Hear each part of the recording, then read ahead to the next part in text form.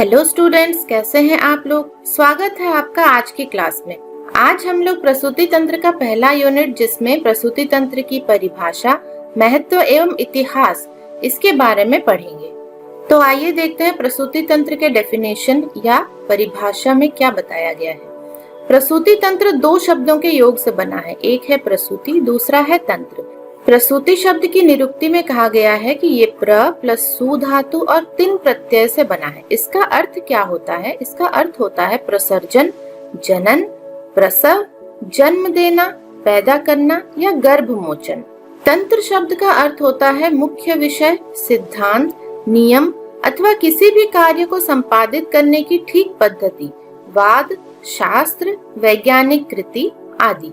अतः प्रसूति तंत्र का शाब्दिक अर्थ क्या हुआ?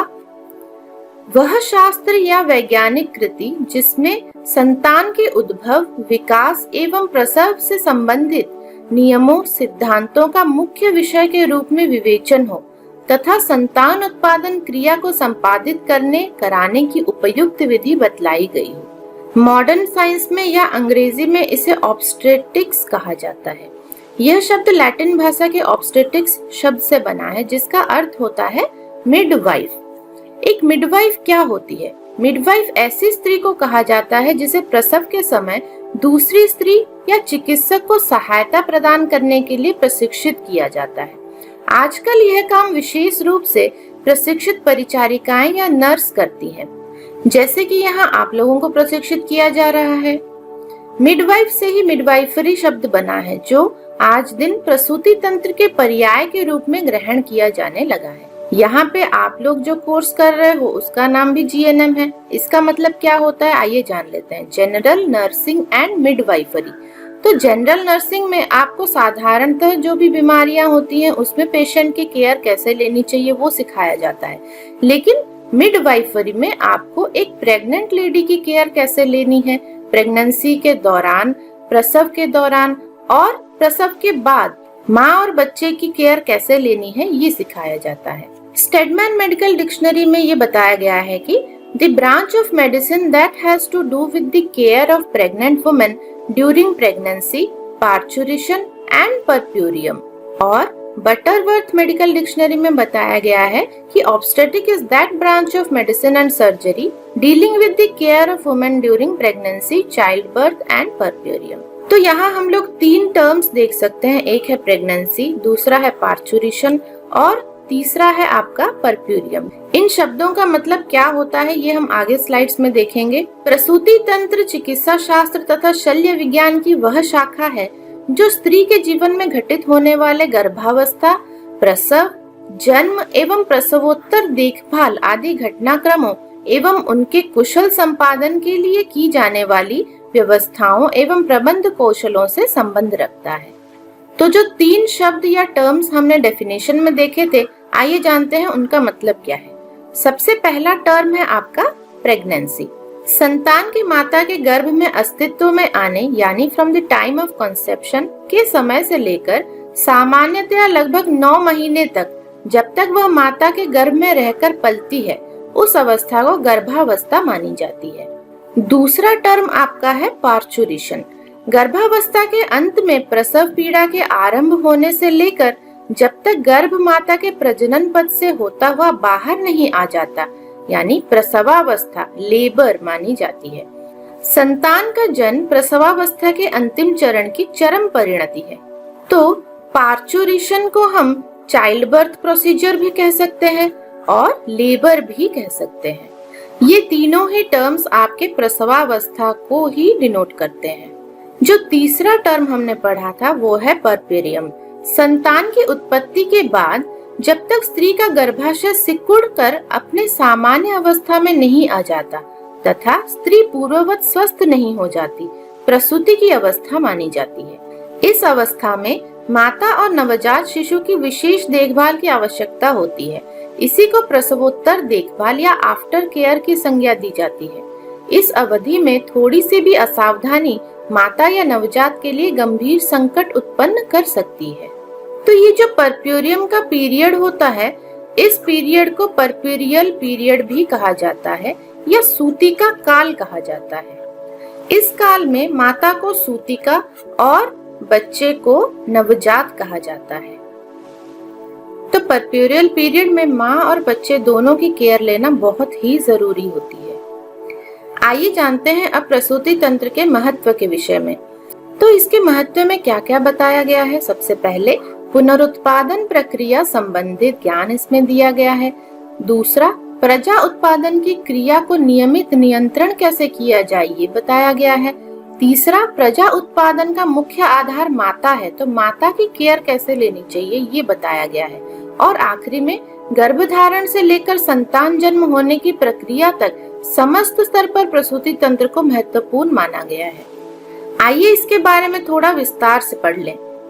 प्रसूति तंत्र का संबंध पुनरुत्पादन की प्रक्रिया से है। पुनरुत्पादन की प्रक्रिया सृष्टि का सबसे महत्वपूर्ण अंग है। यही जीवधारियों की, उनकी प्रजातियों की निरंतरता का आधार है, वंश वृद्धि का साधन है। इसे हम रिप्रोडक्शन भी कहते हैं। तो ये रिप्रोडक्शन की प्रक्रिया कैसे होती है ये प्रसूति तंत्र में बहुत ही विस्तार से बताई गई है।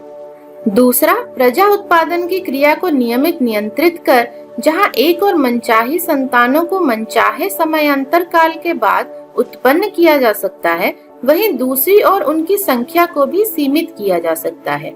उनकी उत्पत्ति को तब तक रोका जा सकता है जब तक दंपति शारीरिक, मनोवैज्ञानिक, आर्थिक तथा अन्य दृष्टियों से भी अपने को इस योग्य नहीं समझते कि वे संतान के पालन पोषण का दायित्व वहन कर सकते हैं। इस नियंत्रण की प्रक्रिया को फैमिली प्लानिंग कही जाती है। इस फैमिली प्लानिंग की प्रक्रिया से हम बच्चों की संख्या का नियंत्रण कर सकते हैं और दो बच्चों के जन्म के समय में कितना अंतर होना चाहिए इसका नियंत्रण भी कर सकते हैं। प्रसूति तंत्र के तीसरे महत्व में ये बताया गया है कि प्रजा उत्पादन का मुख्य आधार माता है। माता ही बीज को धारण करती है, गर्भ का वहन करती है, 9 महीने तक उसे अपने गर्भ में रखकर पालती है, उसके लिए हर सुख दुख सहती है। 9 महीने बाद उसका प्रसव कर अपने मातृत्व को सफल मानती है, पुनः उसे अपना स्तनपान कराकर पालती है। तो इसमें क्या क्या आ जाता है? प्रेगनेंसी, पार्चुरेशन और परप्यूरियम, जिसके बारे में हम थोड़ी देर पहले ही डिस्कस कर रहे थे। तो प्रसूति तंत्र में इन तीनों अवस्थाओं में माता की कैसे केयर लेनी चाहिए ये बहुत ही विस्तार से समझाया गया है। इसके बाद प्रसूति तंत्र का संबंध बच्चे के अस्तित्व में आने के समय से लेके पैदा होने की प्रक्रिया तक के हर स्तर से है, हर पक्ष से है। माता और शिशु की देखभाल का हर क्षेत्र इसका क्षेत्र है।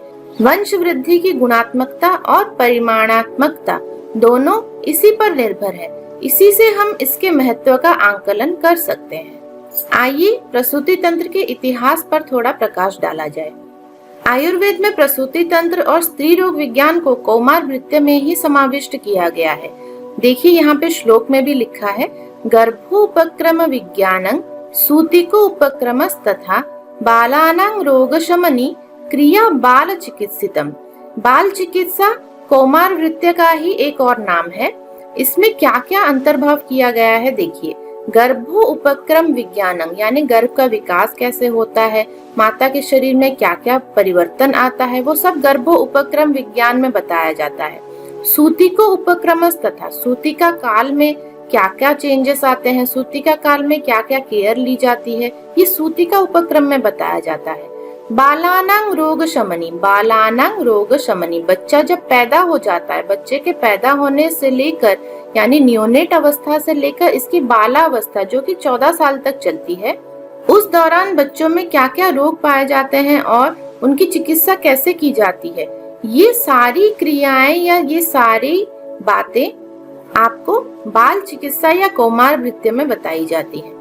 आयुर्वेद एक बहुत ही प्राचीन वेद है जिसमें बहुत सारी संहिताएं लिखी गई हैं। कौमार भृत्य के विषय में भी बहुत सारी संहिताओं में वर्णन किया गया है। आइए देखते हैं कौमार भृत्य को किस संहिताकार ने किस नाम से उल्लेख किया है। कौमार भृत्य के लिए चरक ने कौमार भृत्य शब्द का इस्तेमाल किया है। सुश्रुत ने कौमार भृत्य या कौमार तंत्र शब्द का इस्तेमाल किया है। काश्यप ने कौमार भृत्य तथा वाग्भट और हारित ने बाल चिकित्सा शब्द का प्रयोग किया है। तो आपको इन सारे शब्दों में से कोई भी शब्द दिख जाए, कौमार भृत्य, कौमार भृत्य, कौमार तंत्र या बाल चिकित्सा, वो सारे ही शब्द आपके कौमार भृत्य अथवा पेडियाट्रिक डिपार्टमेंट को ही दर्शाते हैं। चूंकि बालक माता के गर्भ में ही अस्तित्व में आता है, 9-10 महीने तक वहीं रहकर विकसित होता है और जन्म के बाद भी माता अपना स्तनपान कराकर उसे पालती है। इसीलिए इस अवधि में माता के अस्तित्व को बालक के अस्तित्व से पृथक नहीं माना जाता। प्राचीन काल में कौमार भृत्य के विषय में बहुत सारी संहिताओं में लिखा गया था, जिसमें से काश्यप संहिता ही एकमात्र उपलब्ध संहिता है। उसके मुख्य वर्णनीय विषयों में क्या बताया गया है? स्त्री के ऋतुकाल मर्यादा, गर्भावस्था के विभिन्न मासों में उत्पन्न व्याधियों के चिकित्सा सूत्र, गर्भिणी की व्याधियों की विस्तृत चिकित्सा, ज्वरग्रस्त गर्भिणी को दिए जाने वाले धूम्रपान आदि का परिणाम, जातहारिणी, आर्तव्यापत, गर्भस्राव, गर्भ में बालक की मृत्यु, नवजात शिशु की मृत्यु, गर्भिणी, गर्भ तथा नवजात के विनाश सूचक अरिष्ट, आवी का प्रसव में योगदान, पुत्र या पुत्री के अनुसार प्रसव काल में योनि श्राव, प्रसव के बाद पुनः रजोदर्शन के हेतु, पुत्र पुत्री तथा देश कालादि के अनुसार सूतिका की परिचर्या की विस्तृत विवेचना, सूतिका को होने वाली व्याधियां तथा उनकी विस्तृत चिकित्सा, स्तन दोष, स्तन्य दोष तथा धात्री की चिकित्सा आदि प्रसूति तंत्र से संबंधित सभी पक्षों का स्पष्ट समावेश काश्यप संहिता में दिया गया है। 19वीं शती के अंत तक प्रसूति तंत्र संबंधी विषयों को कौमार भृत्य के अंतर्गत माना जाता था। 20वीं शताब्दी के प्रारंभ में पाश्चात्य चिकित्सा के अनुकरण के आधार पर आयुर्वेद में भी विषयवार शिक्षण की आवश्यकता का अनुभव किया गया। सर्वप्रथम स्वर्गीय श्री गणनाथ सेन ने इस बात पर बल दिया कि प्रसूति तंत्र का विषय पृथक होना चाहिए। 20वीं शताब्दी के प्रथम दशक में निखिल भारत वर्षीय वेद विद्यापीठ ने आयुर्वेदीय परीक्षाओं के नूतन पाठ्यक्रम में विषयवार अध्ययन की शैली अपनाई। विषयवार अध्ययन का मतलब होता है सारे सब्जेक्ट्स या सारे ब्रांचेस को अलग अलग करके पढ़ना। कालांतर में लगभग 1925 ईसाई से जब नए आयुर्वेद कॉलेज खुलने लगे तो उनमें भी यही परंपरा बनी रही जो आज तक चली आ रही है। आज भी हम कौमार भृत्य और प्रसूति तंत्र को अलग अलग ही पढ़ रहे हैं। आधुनिक काल में भी जबकि बाल रोग विज्ञान, स्त्री रोग विज्ञान, प्रसूति तंत्र की शाखाएं अलग अलग हो गई हैं, इस बात की आवश्यकता का अनुभव किया जाता है कि प्रसूति तंत्र विशेषज्ञ को स्त्री रोगों और बाल रोगों में भी जानकारी होनी चाहिए। बाल रोग यानी पीडियाट्रिक्स, स्त्री रोग यानी गायनेकोलॉजी और प्रसूति तंत्र यानी ऑब्स्टेट्रिक्स। बाल रोग में बालक अवस्था में होने वाली सारी बीमारियों के बारे में बताया गया है। स्त्री रोग में प्रेगनेंसी को छोड़ के स्त्री में पाए जाने वाली जितनी भी गायनेकोलॉजिकल प्रॉब्लम्स हैं या बीमारियां हैं उनके बारे में संपूर्ण चिकित्सा, उनकी केयर कैसे लेनी चाहिए ये बताया गया है। और प्रसूति तंत्र में प्रेगनेंसी के दौरान कैसे केयर ली जाती है, लेबर पेन के दौरान यानी बच्चे की डिलीवरी होने के दौरान और बच्चे की डिलीवरी होने के बाद या फिर सूतिका काल में एक स्त्री और बच्चे की कैसे केयर ली जाती है, ये ऑब्स्टेट्रिक्स में बताया जाता है। आइए जानते हैं अब कुछ बुक्स के बारे में। यहाँ आप लोग कुछ किताबें देख सकते हैं जिसमें प्रसूति तंत्र के विषय में विस्तार से वर्णन उपलब्ध है। इनमें से कोई भी किताब आप फॉलो कर सकते हो पढ़ने के लिए। आपके सिलेबस में जो भी टॉपिक्स है वो सारी टॉपिक्स आपको इन किताबों में मिल जाएंगी। इनमें से कोई भी एक किताब आप खरीद सकते हो और उसको फॉलो कर सकते हो। तो आज की क्लास में इतना ही। उम्मीद है आप लोगों ने हमारा चैनल सब्सक्राइब कर लिया होगा और अगर नहीं किया है तो आप अब भी कर सकते हैं। आप लोग हमारा चैनल सब्सक्राइब कर लीजिए और बेल आइकन जरूर दबाइए ताकि आगे की क्लासेस में आपको कोई दिक्कत अनुभव ना हो। आज के लिए इतना ही, फिर मिलते हैं अगली क्लास में।